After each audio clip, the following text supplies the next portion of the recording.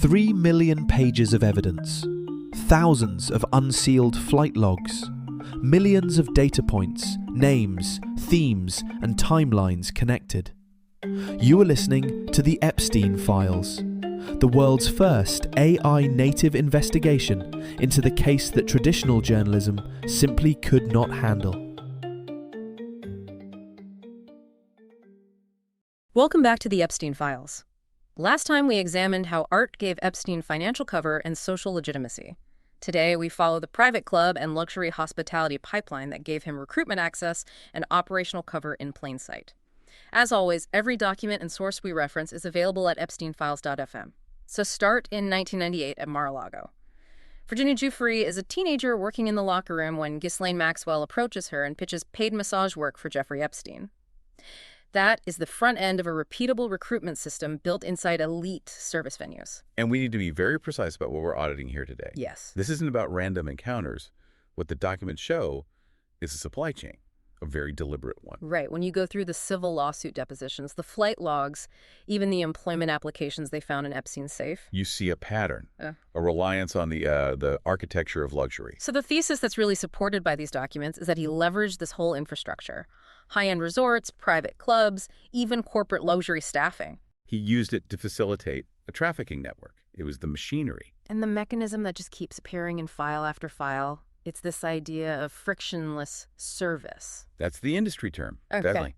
High-end service, the whole point is to prioritize client privacy, to anticipate needs. Remove any friction. You remove friction. Yeah. But in this specific context, this criminal context, removing the friction, well, it created a zone where abuse could happen without anyone stepping in. Because the staff is specifically trained not to.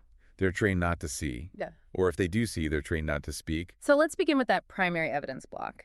The recruitment event at Mar-a-Lago. This is all detailed in the Virginia Giuffre case file, specifically from the 2015 civil lawsuit and the 2020 unsealed depositions. Right. So the timeline we're looking at is late 1999, maybe early 2000. Virginia Giuffre, who was referred to as Jane Doe 3 in some of the earlier documents. Right. She's employed at Mar-a-Lago. Her official title is spa attendant. Which in reality means she's working in the locker room. Yes. And she's 16 years old. And it's so important to establish the nature of that location. This is a legitimate place of work. It's a high-end exclusive club in Palm Beach. It's not a bar. It's not a street corner. No. It's a secure environment. Members, wealthy members, go there to relax. They feel safe there. And that setting is precisely what disarms the target. According to her deposition, Ghislaine Maxwell makes contact with her inside the workspace. So this isn't some clandestine meeting in an alley. Not at all. It's a conversation in a locker room. Maxwell just walks up to her. And the pitch. The pitch is framed as completely professional. It's recruitment. She's not offering anything illicit. No.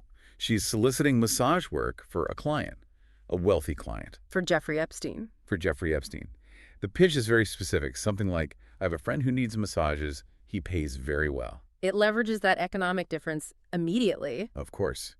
You have a teenager working for an hourly wage in a locker room, and she's being offered what seems like a huge sum of money for what's presented as a simple freelance gig. And that transition from the club to the actual site of the abuse, that's the critical step here. That's the move. She leaves her job, the Mar-a-Lago environment, and she travels to Epstein's property in Palm Beach. That transition is the extraction. The deposition is explicit. It says Giuffre was groomed by the two of them. Meaning Epstein and Maxwell. Yes. And it says this grooming included lessons in Epstein's preferences. The document even mentions lessons in Epstein's preferences during oral sex. So it goes from a professional introduction in a club to a training manual for abuse? Inside the privacy of his residence. The shift is immediate. We have to analyze the context of the venue itself, Mar-a-Lago. This gets into the forensic view of the relationship between Donald Trump and Epstein at that time. Right. We have a source of this, the 2002 New York Magazine interview, and also the deposition of Juan Alessi. Epstein's house manager. His house manager, yes. The 2002 Trump quote is cited a lot. But let's look at it for the social license it provided. He says, I've known Jeff for 15 years. Terrific guy. Terrific guy. It is even said that he likes beautiful women as much as I do, and many of them are on the younger side. Now, reading that today, with the benefit of all these unsealed documents, it reads very differently. But back then, it just functioned as social validation. It established Epstein as a known person in that circle, a terrific guy. Yeah. But the operational separation is really the key forensic detail. And that comes from Ron Alessi's testimony. Yes, his testimony is very, very specific about how the social world and the abuse world, they intersected, but they were kept distinct. Alessi testified that Trump did visit Epstein's Palm Beach home. But he describes a very particular kind of visit. He says Trump would eat with me in the kitchen. He never sat at the table, is the direct quote from Alessi. He saw himself as Epstein's major domo. So the picture he paints is Trump coming in, eating in the kitchen, and then leaving. But the crucial detail from that deposition, at least for this analysis, is about the massages. Yes. Alessi was asked directly if Trump ever participated in the massages. And what did he say? He said no, because he's got his own spa. And that's a huge logistical point. It's everything. Mar-a-Lago was the sourcing pool because it was a spa. It had the staff. Epstein didn't have a commercial spa. He had a private home. So he used the club to find his staff. So we have to look at Mar-a-Lago not as the location where the abuse happened. No, not the crime scene. It was the recruitment tank. The club provided this vetted pool of young, service-oriented women who were already conditioned to defer to wealthy members. And the massage pitch.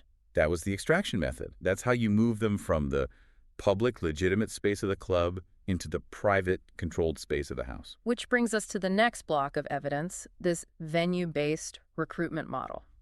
We really need to break down why massage was the universal cover story. It's everywhere. It's in the police blotters. It's in all the Jane Doe filings. It's in the recruitment scripts. Why that? It's effective for, I'd say, three main reasons. First, it provides a pretext for a semi-private physical interaction. Think about it. If you hire someone as, say, an office assistant, and on the first day you ask them to come into a bedroom and touch you. That's an immediate, massive red flag. Exactly. But if you hire someone as a masseuse, physical touch is literally in the job description. It lowers that initial barrier to entry. Makes sense. What's the second reason? It just bypasses immediate social suspicion. In a place like Palm Beach or the Upper East Side, having a masseuse come to your house isn't strange. It's a status symbol. It's a status symbol. Yeah. It's a routine service, like a personal trainer or a private chef. To the doorman, to the security guard at the gate, it doesn't look like trafficking. That looks like wellness.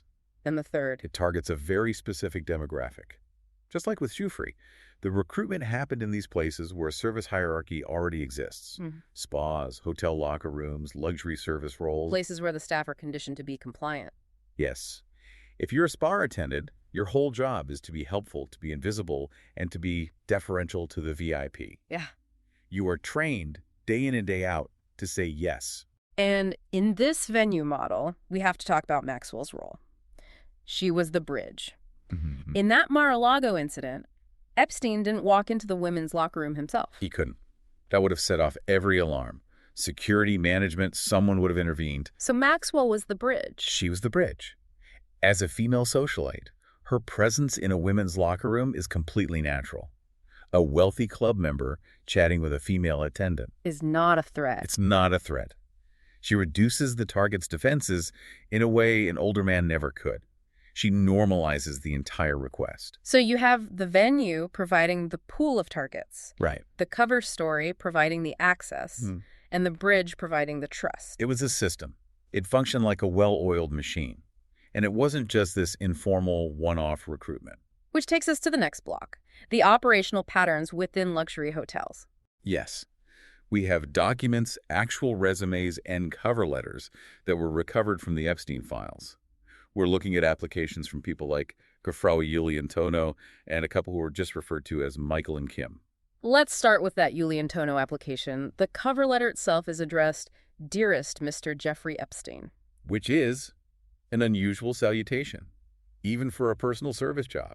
It suggests a certain kind of patron-client relationship is being sought. But look at the experience he highlights. That's the key. He lists 5 stars, luxury boutique hotels. He lists Ritz-Carlton. He lists 4 Seasons. This is top-tier corporate hospitality. He also lists butler service and a state operation manager. And that skill set is so relevant. He mentions being on a pre-opening team. What does that mean in the hotel industry? A pre-opening team is the group that goes in before a new hotel opens. They set up all the systems, the logistics, the service standards, the entire flow of the building before a single guest checks in. Why would a private person need someone with that specific skill? Because Epstein wasn't just running a house. He was running a logistics operation across multiple properties. He had New York, Palm Beach, the ranch in New Mexico, the island in the Virgin Islands. He didn't want a standard housekeeper. No. He wanted someone who could manage an estate operation. He needed systems.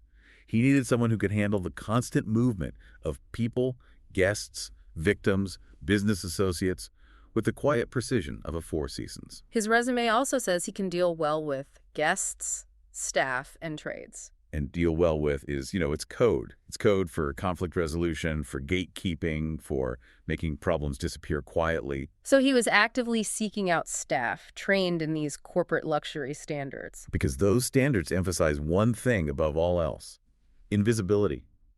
A butler at the Ritz-Carlton is trained to see everything and say nothing. They're trained to anticipate what a guest wants before the guest even asks for it. Epstein wanted staff who would manage the complicated logistics of his life without asking who was going into the bedroom.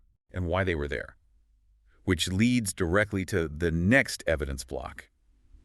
The staff choke points and this pervasive culture of discretion. Right. We have that resume from Michael and Kim, the domestic couple applying for a job. And that document is just so explicit. It's right there in the text, the resume cites. Acting with complete professionalism and discretion that this industry demands. Discretion that this industry demands. That phrase is the entire operational cover. In the world of high net worth hospitality, discretion is not just a suggestion. It's a core competency. It functions like a verbal NDA. An unspoken non-disclosure agreement. Exactly. It is a metric of your professional ability. If you talk about the client's guests, if you gossip about what you see, you are failing at your job. You'll be fired. You'll be blacklisted. In a normal context, that means you don't tell the tabloids that a celebrity is staying in the penthouse suite. Right.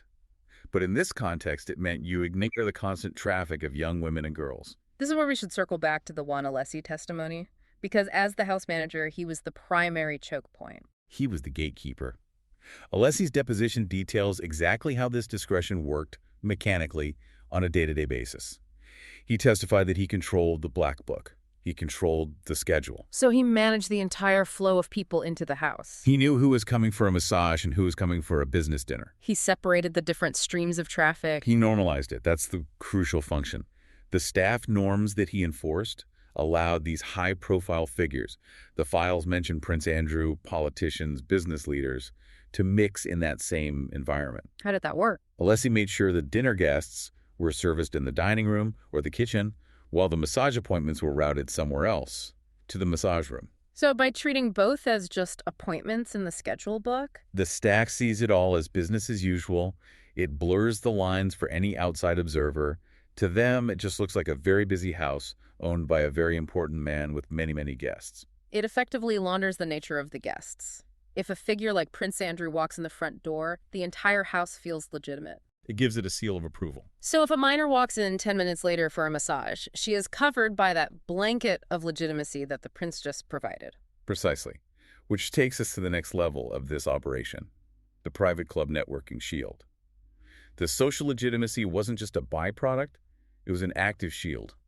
For this, we have Politico reports, we have the flight logs, and depositions about figures like Prince Andrew and Bill Clinton.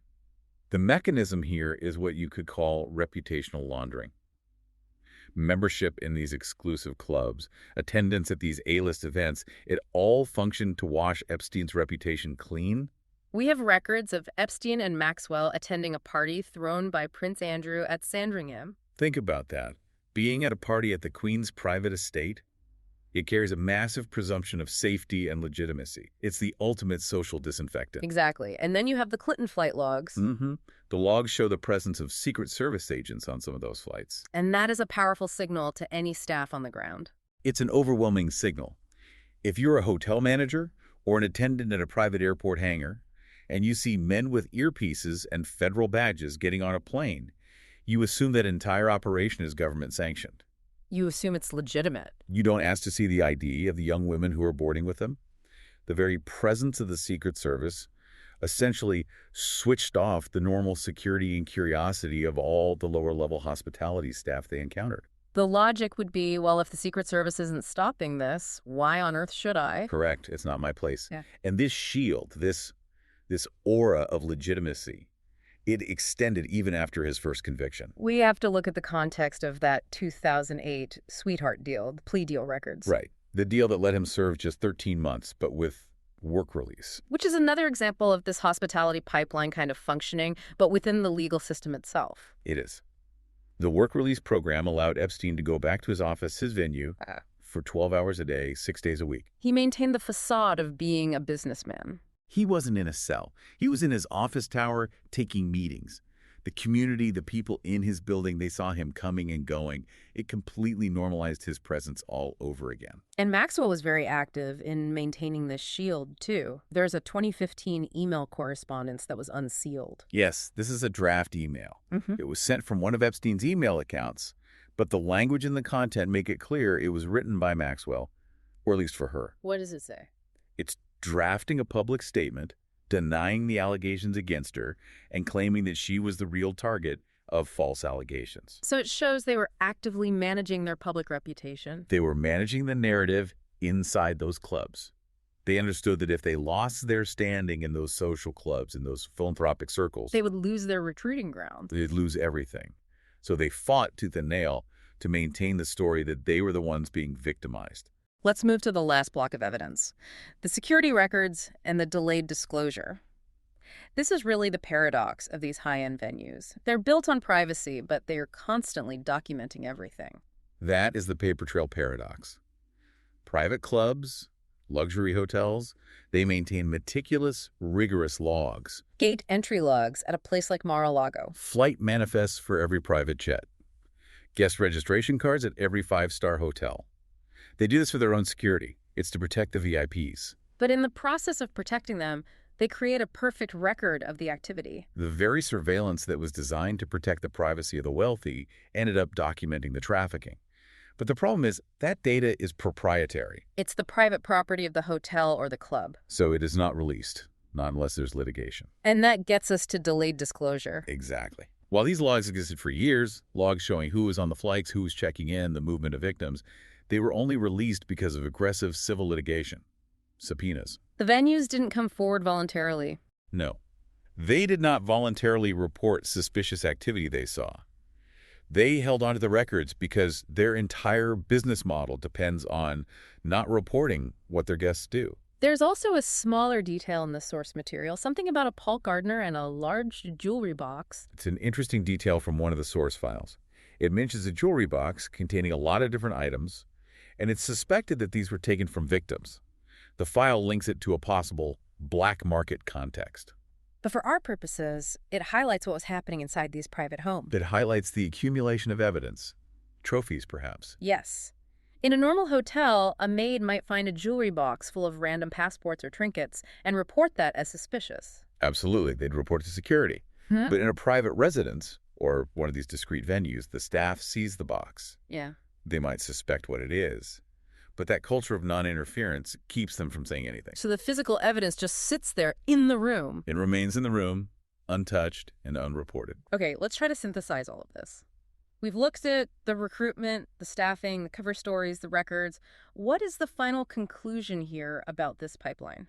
The conclusion is that we are looking at a hospitality pipeline. It really does function like a flowchart, a logistical map. And it starts at a place like Mar-a-Lago or another private club. That's the recruitment zone. It's legitimate. It feels high-end and safe. The target feels selected, special, honored to be picked. Then the process moves to transport. The private jet, that's the transport link. It's shielded by the presence of these high-status people, by the veneer of legitimacy. And then finally, the residences. The abuse zone, Right. the Palm Beach mansion, the New York townhouse. And these places are run just like boutique hotels, staffed by people who are hired specifically for their ability to maintain absolute discretion. So the key finding is that the infrastructure for these crimes was not hidden in some dark alley. No, that's what the documents show. The abuse was not hidden away in a dungeon. It was hidden by the very professionalism of the luxury service industry. It was hidden behind a 5-star rating. And what about the failure of the bystanders? Well, the doormen, the drivers, the club staff, they saw the pattern. They had to have. They saw the young women and girls entering. They saw money changing hands. But the whole structure of the service economy for billionaires, it disincentivizes reporting. It punishes reporting. If you report a VIP guest, you put your employment, your entire livelihood, at risk. Mm. That economic pressure created a total wall of silence around the entire operation. So this is really an audit of how the systems we associate with comfort and luxury and safety were weaponized. They were. It forces a complete reevaluation of what privacy means. In this context, privacy was the weapon. That brings us to the end of our examination of these documents. We've established a clear pattern. The hospitality infrastructure, from a locker room at Mar-a-Lago to estate managers in New Mexico, provided the logistical backbone for Epstein's crimes. And it's crucial to remember that while we have seen some flight logs, some staff testimonies, many of the venue-specific records are still missing. The internal hotel logs, concierge requests, gate logs from other properties. And we remain private, or they've likely been destroyed. We are only seeing the fragments that managed to survive. Next time, Paris Nights. What happened in the Avenue Foch apartment?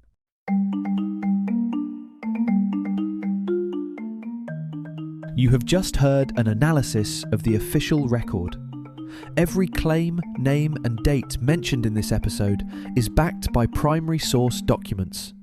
You can view the original files for yourself at epsteinfiles.fm.